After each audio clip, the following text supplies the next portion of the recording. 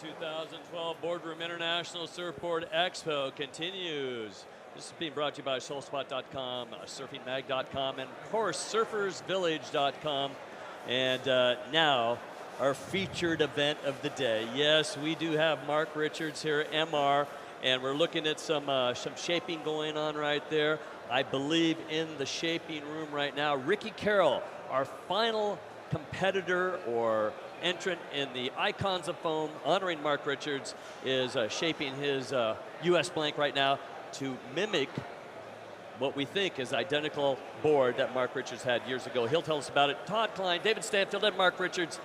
Everybody, thanks for joining in. And let's start off by saying good to meet you again. Well, and again, congratulations. Yeah. And the first question I have, what 13-year-old in the world would get a planer for Christmas? Well, my mum was actually horrified because I got a planer for Christmas when I was 13 years old. Because how I started getting interested in shaping was my dad had a surf shop in Newcastle, and we would drive to Sydney and buy surfboards from Sydney and bring them back to Newcastle and retail them. And I used to collect offcuts of blanks, and I'd bring them home and actually join them together and make like miniature surfboards, you know, 2 and 3 foot long out of them. And it was really hard to get the skins off with sandpaper and a surf form. So I was bugging my dad to buy me an electric planer for Christmas, and eventually, you know, he relented and bought it for me. So, you know, I think most kids are bugging their parents to buy them a bike or a skateboard for Christmas. I was bugging mine for an electric planer because I wanted to start tearing into foam and shaping surfboards. Well, Todd's got a bunch of questions, so do I, but I've got to ask you, your dad was a car salesman though, right? Yeah, he was. He started out selling used cars in Newcastle, and he used to drive like into inland Australia and find cars that didn't have any rust in them, bring them back and retail them. So he saw a guy surfing in Newcastle one day and thought that looked like fun. Asked him where he bought the board. The guy had bought it from Sydney. My dad went to Sydney, bought a few boards, brought them back to Newcastle, started retailing them. So I've got these photos of the shop in the 50s and I guess 50s and the 60s with cars on the floor and surfboards around the walls. So eventually decided he was having more fun selling surfboards than cars. So he went from cars and surfboards to just surfboards. So I always joke I was born into this, you know, you got no choice kid, you're going surfing family. And how old were you when you started surfing, MR? I started when I was 5 years old. I think I got my first board. I started on a rubber surfer plane. Like you haven't got them here in the US, but it was made by a company called 𝐊𝐿, and it was like a blow-up sort of surfer plane. It was sort of like an air mat thing that you would sleep on if you went camping. Yep. So I started off with a small one and worked my way up to a bigger one. And then when I eventually got my first board, I already knew how to paddle and catch waves and stand up and turn. But my mum also surfed, so it was So quite... she started you or your father? Well, my dad started me, but Okay. my mum surfed as well. So all our weekends and sort of family holidays were basically at the beach. So we just went to the beach all the time. And in those days there was no computer games, there were no DVDs, no videos. I don't think we even had a TV at the time. So, you know, for me the beach was just this incredible playground where you could, you know, swim in the water, play in the sand, ride waves. It was just incredible. Like I loved being in the water and loved going surfing from the moment I started, and it's been an addiction. You know, I'm 54 years old and I'm still as surf stoked as I ever was. I don't think there's any sport in the world where you actually go to bed at night, you know, psyching on, you know, wondering on how good is the swell going to be tomorrow. Like I'm sure a tennis player doesn't go to bed thinking that, and I'm sure a golfer doesn't go to bed thinking that, but I think surfing's a very unique sport in that way. The movie and the whole era of busting down the door. You were so low key, you didn't have to bust it down. You actually had the key. But in the water, very aggressive, on the beach, just did his thing. And the best quote ever, and I've got the quote right here. Listen to how competitive this man is. He goes, "I'm stupidly competitive. When it comes to putting on a colored singlet, I would paddle over the top of my mum to get the next wave." I would. I don't know. Something happens to me when it's sort of mild-mannered on land, but the moment I get in a competitive situation and I put a singlet on, it's like the veil comes over. I don't know what it is, you know, and as I said, I'd paddle over the top of my mum if it meant getting a wave and winning a heat or losing a heat. So, you know, it's a strange thing. I guess it came from when I was young. I first started going in surfing contests in Newcastle in schoolboy events, and we used to win these like great big trophies, and I loved winning trophies. And that sort of continued with amateur surfing until the pro circuit kicked off in '76, and all of a sudden we went from checks to trophies. Sorry, from trophies to checks. And obviously checks were better than trophies. So I don't know, it's just, I just love competing. I actually loved beating people with a passion. I hated losing.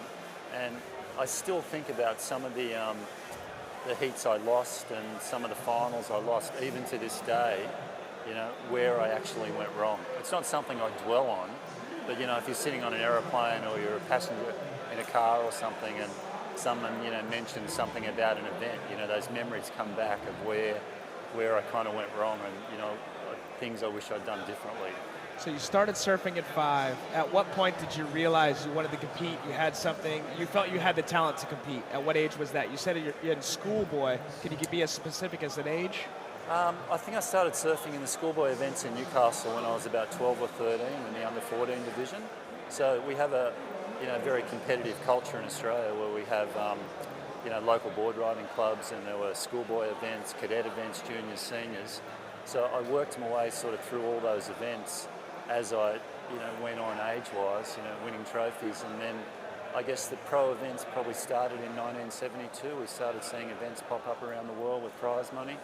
And the pro circuit sort of kicked off in 1976. So for me, it was never a question of do I want to try and be a pro surfer? Do I think I'm good enough to have a career in pro surfing? It was something that just sort of evolved as I went along. I got to the age, 17 or 18, and all of a sudden pro surfing was there for me. So.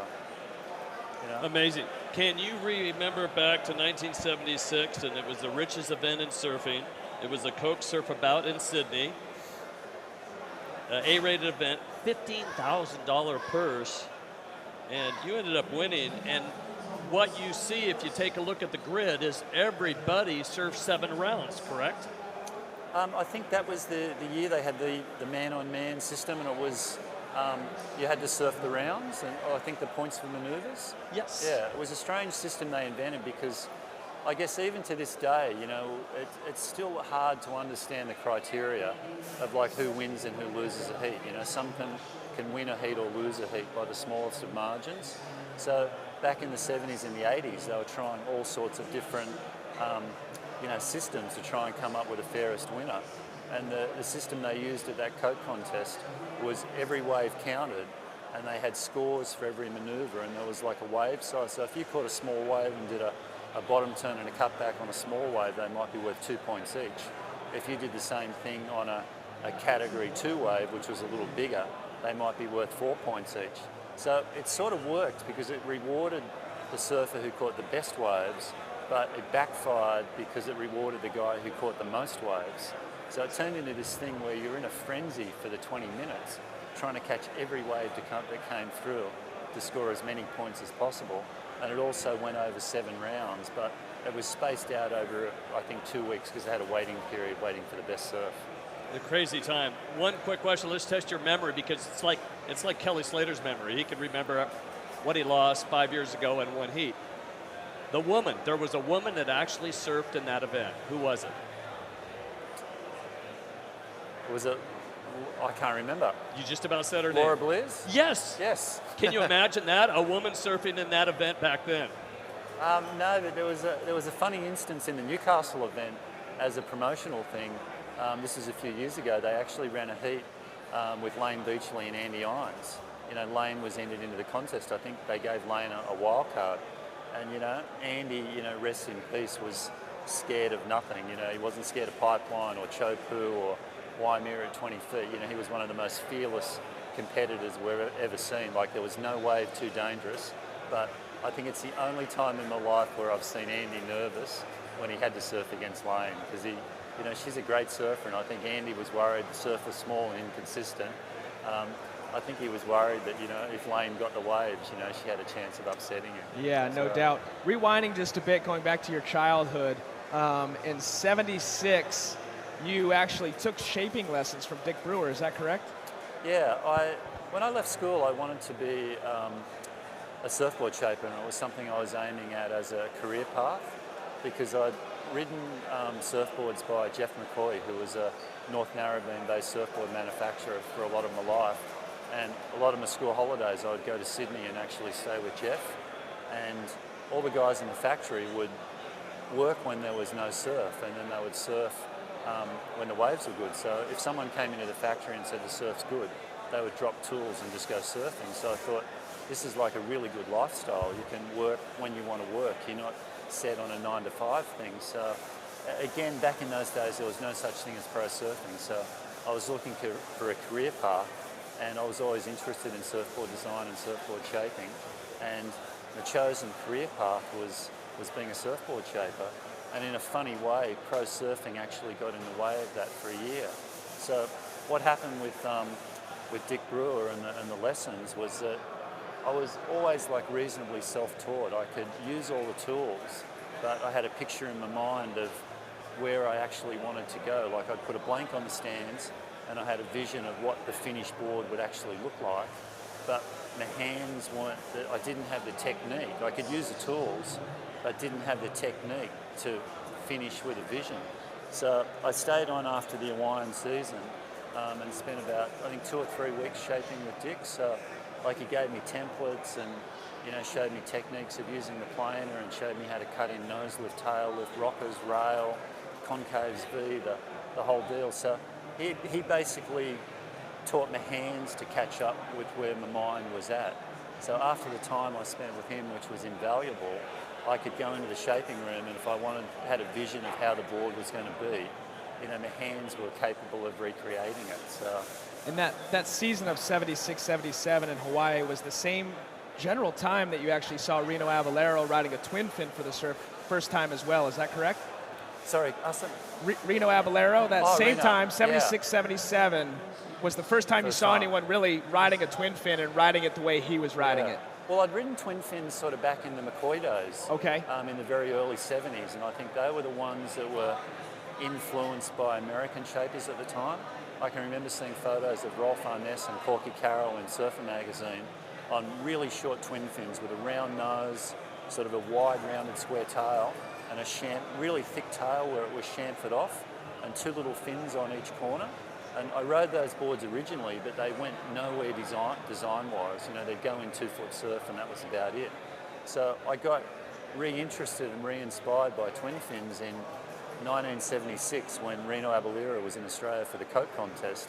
And in those days, I just had one board. Reno was staying with Terry Fitzgerald, and he had this full quiver, everything from 7'4" guns down to fishers. So he had this little green, round nose, wide swallowtail twin fin fish, which was very similar to the San Diego, you know, Steve List style fishes. And as we spoke about before, in the points for manoeuvres of judging style of that event, Reno would get the fish out on the tiny days, and he would just be flying across the face and doing turns where other guys were bogging down. So he was kind enough to give me the dimensions of his board, and he suggested dimensions for mine. So I went home and, you know, made like this round sort of twin fin, which is actually, that's the recreation of it there, the bumblebee. And I did the colour work myself, hand sprayed the bumblebee, did everything on it, and that was sort of my fun muck around board at home. But I never had enough confidence to take it on the tour. And when I shaped with Brewer during that winter of 76, 77, I explained to him that I was having trouble on single fins in small surf with a narrow tail that was sinking. And I had this, you know, super wide twin fin at home that went really good in little waves, but I didn't have the confidence to take it on the tour. And it was actually his idea. He said, all you've got to do is go home, you know, get in the shaping room and try and find a happy medium between the 2 boards. You either blow the single fin out, or you take the round twin fin and just, you know, narrow the thing down. And that was where the first twin fin that I came up with in 77, 78 was the board that I rode in the free ride movie. So surprisingly, you know, I don't know how I did it, but I kind of got the first one right. Everything came together in the first one, and that restarted the second twin fin revolution. And, you know, that board was, you know, it was the whole basis of competitive success, my contest wins, and it was a springboard for winning all the world titles. you were frustrated. You said, okay, how can I take these? That was your secret weapon as you progressed on, correct? That board. Well, yeah, I was totally frustrated in small surf on single fins. Like, they work great in bigger surf, but they didn't have the tail area to keep me afloat. Like, I'm 185 pounds, and I found I was sinking. So when I kind of, you know, I came up with that board and sort of took it on the tour, I actually felt like I had a secret weapon and I had an advantage over the other guys. And I was like paranoid. I used to come out of the water and put it in a board cover and put it in the car. Like, I wouldn't let anyone look at it. It was like top secret technology. Formula One, guys hiding the engines. Tom Parrish was a big part as well. Spider Murphy, 4 or 5 of those guys, you gleaned from what they were doing. Real quick, going back to Cam Highway, was Brewer's shaping room that you worked in, was that near Chun's Reef? It was at Chun's Reef, yeah. Okay, so he had one up at Diff Stumpers, basically Rocky Point, obviously Yeah. for 𝐷𝐷𝐿, but how modern was it, or how rustic was it back then? It was very rustic. I was staying with Jock Sutherland's mum. Reno Avalira had organised me a place to stay with Jock's mum, right at Jocko's between Chun's and 𝐊𝐞𝐿𝐴. So I got so much good surf down there during the 70s and the 80s. And it was when Brewer had the house at Chun's and the shaping room was behind the house. And it was basically a garage. You know, you imagine Dick Brewer as the, you know, the most iconic and possibly the greatest shaper we've ever seen on the planet. Would have some, you know, Rolls-Royce style shaping room, like fully decked out. But it was just incredibly rustic, you know, like an old garage. I think the only luxury he actually had in there was air conditioning. You know, tools everywhere, templates all over the floor, templates everywhere. You know, there didn't seem to be a lot of structure to it. And the really incredible thing about seeing him surf, that was, he actually, seeing him shape, was he actually attacked a blank with a planer. Like, when he finished it, it looked raw and really rough, and you'd sort of go, wow, you know, the greatest shaper in the world, and it looks like a bit of a mess. But then he used to work a lot with 36 grit, which is like a really rough sandpaper.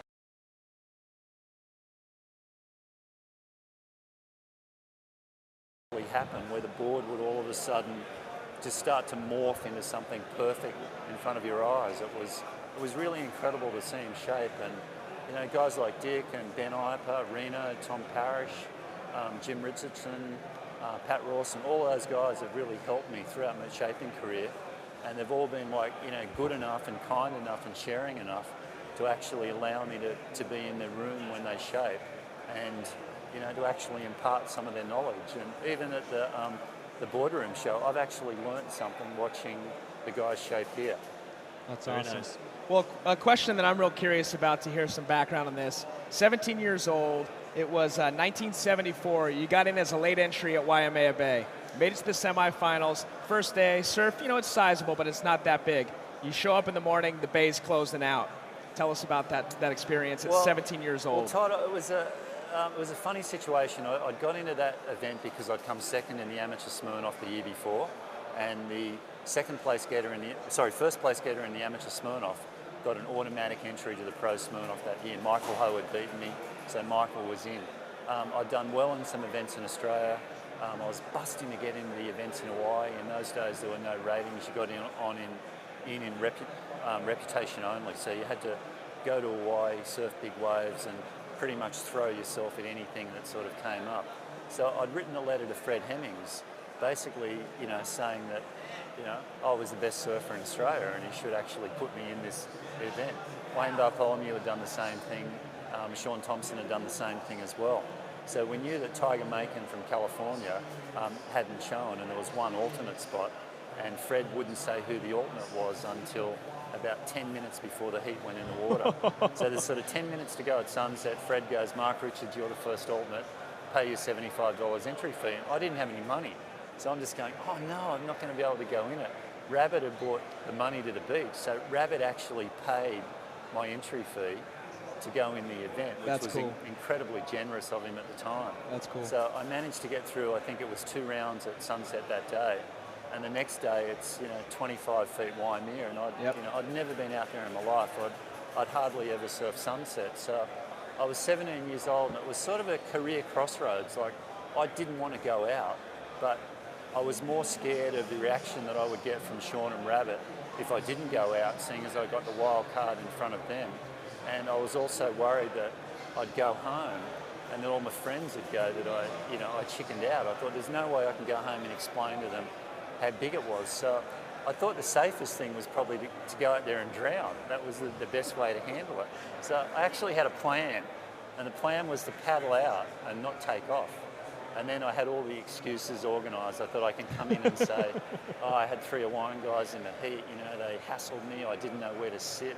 I'd never been out there in my life, but it sort of turned out I paddled out and it was like the thing I spoke about earlier, the singlet had gone on, the veil had gone over, and it kind of went into competitor mode, and I paddled straight out, and the set came, and no one was in position, and I caught a wave straight away, and actually made it. It was the most horrifying drop of my life.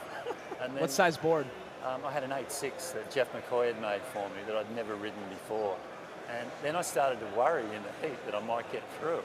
So I came in. It's like it was a 6-man heat, and they used to read out the results backwards.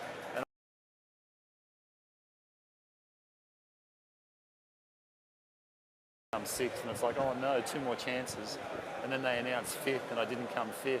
And then they got to 4th place, and I'm going, please let me come 4th. Like, I don't want to go back out. And like, they announced 4th place, and I'm like leaping for joy, as though I'd won the contest, but it was because I'd come 4th and didn't have to go back out again. So it was just one of those things, at the time it was a career crossroads, and I didn't want to be the guy that was labelled, the rest of his life that had a shot, but chickened out when the shit was hitting the fan, basically. Yeah. So let's get into the world titles, Dave. That's some heavy peer pressure right there, indirect peer pressure. Yeah. I'm going to go out and take a beating because I don't want to be beat up a little bit later. Yeah, it was easier. I thought it was easier to go out there, drown or take a beating. I could hold my head high. Hey, real quick, the logo, if we can get a shot of the MR logo right here. Looking back at logos and surfboard manufacturers, McTavish had the Big Mac and McDonald's sued him. Rabbit had WB, and Warner Brothers said, no, you get away kind of with a Superman logo. I think it's better if we don't actually go there. Okay. I don't want to alert anyone to that logo. But the logo actually came from an infatuation with a black and white TV series in Australia, the Superman series. Because when I get home from school, when I was in primary school, we had an old black and white small television, and there was like a Superman series on every afternoon. I used to love it because the guy could fly. So one of the first brewers I got in Hawaii, I think it was in 1977, was sprayed by a guy by the name of 𝐿𝐿𝐿, who was an incredible airbrush artist, and he sprayed Superman on the bottom. And I had no idea. He just said, I'll surprise you with the deck. And he actually sprayed the emblem with MR in it. So that's where the logo actually came from. It was from the airbrushed artist 𝐿𝐿𝐿. Like, I took the board home and everyone's going, oh, that thing's so cool. You've got to make that your logo from here on in. That's awesome. Very nice. Well, you won your first world title in 1979. Tell us a little bit about that year and maybe how it changed your mind entering into competition after that, defending titles, and you went on to do it 3 years consecutively after your first. Well, Todd, the first one, there's no other way of saying it, but I won in 1979 by accident. Basically, people fell apart all around me. When the tour kicked off in '76, sponsorship wasn't great in those days, and the first prize checks in the events were only about $2,000 or $3,000. So, like, PT was our first world champ, followed by sort of Sean and Rabbit, and really those guys went into debt to sort of win the world title. So I didn't have the vision that those guys had for a future in pro surfing, I didn't think it was actually going anywhere. So I was like really career focused on being a surfboard shaper. I thought that was what I wanted to do. And I'd just compete selectively in some of the countries that I really liked going to. So that year in '79, I think there were about 7 or 8 events. There was 4 events in Australia and 3 in Japan. And I just got off to a really good start. I won some of the events and had like nearly an unbeatable lead. And I've never forgotten PT and Ian Cairns was saying, all I had to do was go to, I think, South Africa, and maybe there was an event somewhere in the US, and I have the world title wrapped up before I got to Hawaii. So, it sounds silly at the time, but I wasn't actually interested in winning it. I was more focused on kind of going home and, developing the shaping craft. So going into Hawaii in that December at the end of '79, I'd slipped back to 4th place in the ratings. I got a 4th in the Pipeline Masters, which kept me in 4th place. And then the last event was the World Cup at 𝐿𝐿. And to win the world title, I needed to win the event. I needed 𝐌𝐚𝐫𝐿, defending world champ, to lose in round 1, which he did. I needed 𝐁𝐞𝐬𝐿 to lose in the quarterfinals, and he lost to Edwin Santos, who was a qualifier from Puerto Rico. And then I needed Shane Horan to lose in the semi-finals, which he did to Peter Townend. And then I needed to win the final. So going into it, there was no pressure, because I thought, there's no way, it's hard enough to win the event, but to win the event and have the 3 people ahead of me just go out in the round that I need them to go out in, like one more round that those guys had won would have made a difference. So I kind of, I sort of won by accident, Great start. The rest of the guys all fell apart around me. And then after winning it, I went, oh, this is pretty cool. I like being world champ. And, I understood why the guys had actually travelled and put themselves into debt to actually win the world title. So I thought, no one's ever won twice. I should go and try and win again. And that went on for 4 years. And after winning the 4th time, I think I was sort of physically and mentally burnt out on the travelling, and I was having trouble with my back. And I was still, the whole time, I was still more career focused on shaping. And even when I was on, during those world title years, in between the events, I would come home and I'd work in our retail store and start shaping surfboards again. It was like that was happening sort of in another life, So it was kind of funny. Knowing Kelly Slater is the only other surfer that has more titles than you, and you've got 4 consecutively, tell us, does it, I don't know, winning 4 world titles, does it get boring? Do you, because I feel anyway, watching Kelly, sometimes he'll change his equipment just prior to a heat to motivate himself. There's certain athletes that motivate certain individuals as well. Was there anything that you drew upon, whether it be equipment, something to motivate MR to go on to win another world title after you've won 3 and you're chasing your 4th? Todd, I guess I was just trying to set a record. I think when anyone sets a sporting record, they hope that it will never be broken. It doesn't matter whether it's, football, tennis or golf. But I think the reality of sporting records is that they give the people coming up after you, something to achieve, or something to actually achieve, strive for, or beat. So, I just wanted to kind of create some sort of sporting record that I hope would last for a number of years. And I really loved that time on the tour. And I really loved competing, but it's sort of a different era. I wasn't really motivated by getting a new board, because what would happen, I'd do the tour with 5 boards. I'd do 2 twin fins at the beginning of the year, small wave twin fin and a bigger wave twin fin, and then I'd shape 3 boards for Hawaii at the end of the year, and that was basically it. So the inspiration was coming from, kind of knowing I had the boards right. A lot of the time, the inspiration came from the other competitors making statements about where they thought surfing was heading, or who they thought was going to win the world title, or saying that they were going to beat me this year. And I'm thinking, yeah, right, we'll see. So a lot of the time, the other competitors were actually waving the red flag in front of me. And it's interesting that you sort of mentioned Kelly, because his competitive drive has just been phenomenal, to have won so many world titles and to have stayed motivated for that amount of time. And we were talking about it last night at dinner, but generationally, he's surfed his way through so many different generations of surfers. Like, he surfed his way through the guys of his own age bracket, the Momentum crew, and then through the Mick Fanning, Joel Parkinson, Taj Burrow era, and then guys like Julian Wilson and Owen Wright, and now to this whole new era of guys like John and 𝐿𝐿. I think maybe John wasn't even born when Kelly won his first world title. So we've never, I may be wrong, but I don't think I'm wrong. I don't think we've ever seen a competitive athlete on this planet who's 40 or so years old beat teenagers. That just doesn't happen in sport. And because of that reason, I think Kelly is the greatest competitive athlete we've ever seen on the planet. I'm not trying to compare surfing to boxing or anything, but I think you can compare, in terms of what he's done in his age and the generations that he's surfed his way through, and the way that he's also changed his surfing as time has gone on.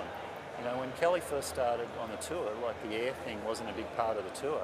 You know, all these young guys have brought this air act to the tour, and Kelly at 40 years old can do as good, if not better, aerials than all the young guys that, you know, really develop the aerial sort of stuff. So I think we're kind of living in this era where we're seeing the, you know, the greatest competitive sportsman we'll ever see on the planet, and, you know, anyone who gets to meet him or knows him or spends time with him or gets to see him surf is very fortunate, because I think we'll look back the same way as people, you know, guys may look back now and say, I saw Muhammad Ali fight, you know, or I saw Michael Jordan play. Well, who knows? You know, that was you back in the day, winning 4 years consecutively. Now Kelly with 11, possibly 12. Who knows? Maybe one day that record will die. Do you have any other questions? We could go on and on, Dave. I talked to Randy Rarick by way of text when he was over in France, and I asked about World Championship trophies. Well, your first 3 were plaques this big.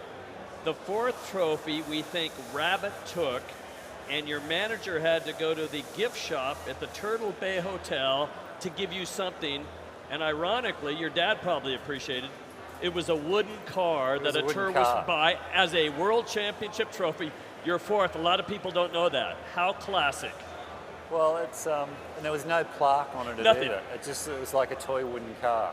You know, it's actually I've just started a blog. I've got a website. It's markrichardssurfboards.com, and just on the right-hand corner of the homepage, there's a link to the blog. And about 2 weeks ago, I found all those trophies because we were doing this massive clean-up at home, and I found them, and I did a blog on them.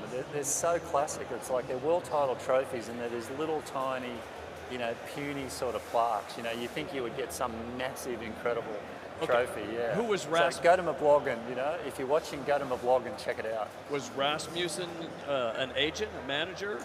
Who got you? I didn't have a manager at the time. Well, who got the trophy? Somebody got you a car. I thought Randy and Fred Hemmings. Oh, somebody. They went to the gift shop, right? But they did give me the perpetual trophy. There was a really big perpetual trophy that was donated by Pan Am. And each year, you know, the name of the winner would go on. And it went back to the Pan Am offices in Honolulu.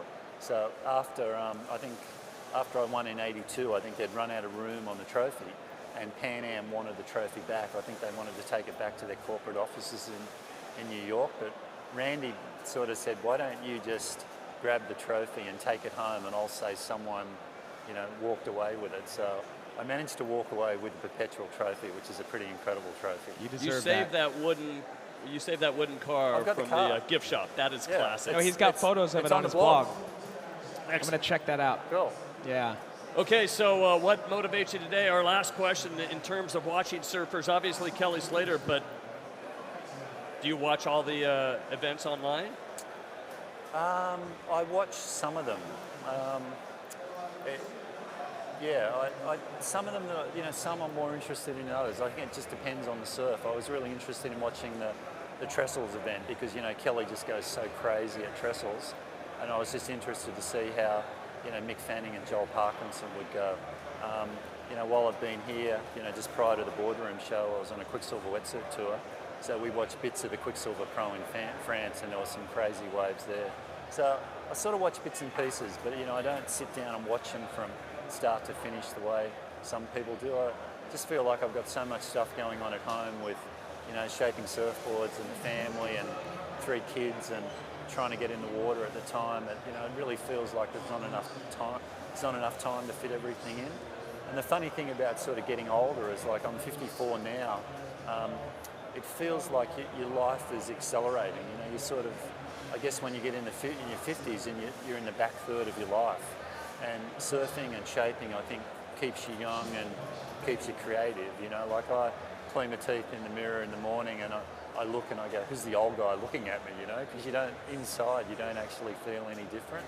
So I think it's the wonderful thing about surfing is it keeps you stoked and it keeps you young, and it's really incredible being a surfboard shaper and actually shaping surfboards for people, because there's not many things you do in life where you get this amazing feedback from people and you're also affecting the quality of their recreational time. Like it's so great when you make someone a board and you see them a month or two later and they go, hey, I'm really stoked, my board's going really good, you know, I feel like my surfing's improved, I'm having a great time on it. It makes you feel really good, and it's also great, you know, seeing people ride your boards as well. It's, you know, it gives you a good inner glow. Excellent. Real quick, the shop is closed down in Newcastle, but we can still track you down on the web and we can get a board from you. I'm on the website, markrichardssurfboards.com, and there's various places around the planet where you can get them. So check out the site and also check out the blog. There's some pretty cool stuff on there. Alrighty, MR, absolute Unreal. pleasure. All right, Thank you cool so guys, much. thanks. I know you've been a major hit here. One last thing, when are we going to wrap things up in the Icons of Foam? Obviously, we're acknowledging and recognizing and paying homage to one of the greatest athletes and shapers of all time, MR. When do we crown the champion today? Do we know? I think 3 o'clock this afternoon. 3 o'clock. 3 o'clock this afternoon, yeah. Alrighty, well, thank you, MR. Coming up next, more live action here from Del Mar, California. Stay with us. We'll see you soon.